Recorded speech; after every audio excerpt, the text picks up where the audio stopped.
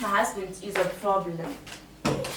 He's always buying for me flowers on my birthday. He can't buy me a car, but you on your birthday, you got a car for me, husband. I'm getting what flowers. What should I do with flowers, Chilo?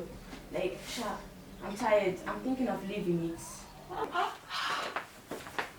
Wangu, ruchiwa ndo runozvara chipambi chimbabva pamwe chete neuroi.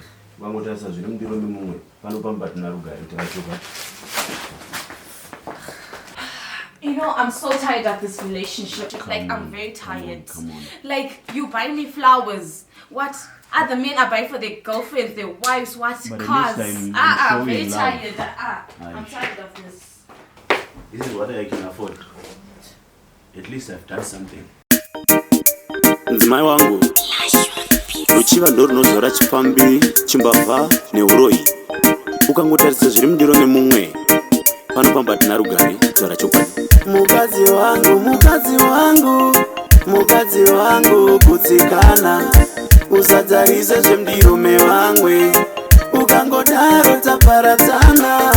Mukadzi wangu haukutsikane sei, ingawani ndinoshingirirawo. Zuva nezuva ndinodikitira, kuti mhuri yangu ndigoriritirawo. Amai vemwana hamukutsikane sei, ingawani ndinoshingirirawo. Zuva nezuva ndinodikitira, kuti mhuri yangu ndigoriritirawo. Kana ndikakupa huku unoda mbuzi, ndikakupa mbudzi unoda mombe, ndikauya nemombe unoda nzou, tikaenda kuDubai unochiva Hawaii. Ndiudze mukadzi wangu kuti wai, inga ndiri hustler ndizi wai.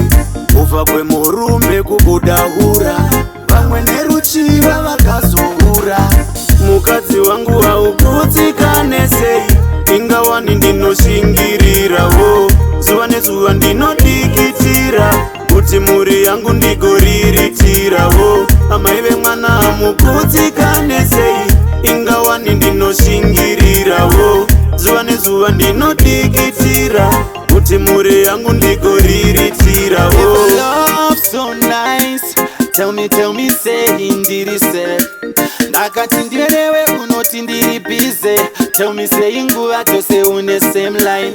Ndakuda quality time unonditi ndaneta, yudze chiri kuneta kupfinya kudai. Kufa kwemurume kubuda hura, daiwaona pachine nguva.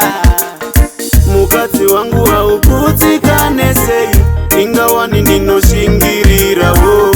Zuva nezuva ndinodikitira, kuti mhuri yangu ndigoriritirawo. Amai vemwana hamukutsikane sei, ingawani ndinoshingirirawo.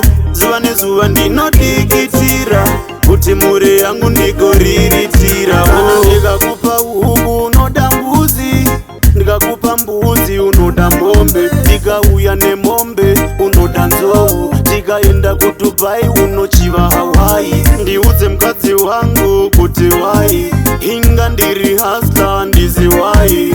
Kufa kwemurume kubuda hura, vamwe neruchiva vakazohura.